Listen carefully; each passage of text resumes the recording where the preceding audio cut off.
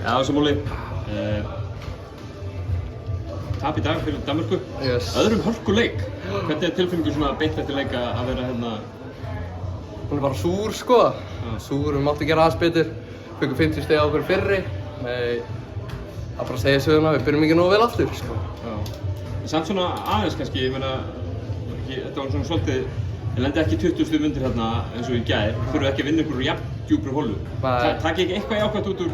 Jú, sóknin var mjög góð eins og við skorum næstu 100 stig en við þurfum að bæta vörnina, við megum ekki fá 100 stig á okkur sko. Þannig vinnum við ekki leiki. Við erum vel að berjast á móti aðeins svona stærri liðum. Hvaða tækifæri er það fyrir íslenska liðið að þú veist að vera að spila á móti kannski stærri og þyngri leikunum? Við erum bara að berjast meira sko, það er ekki flóknara en það.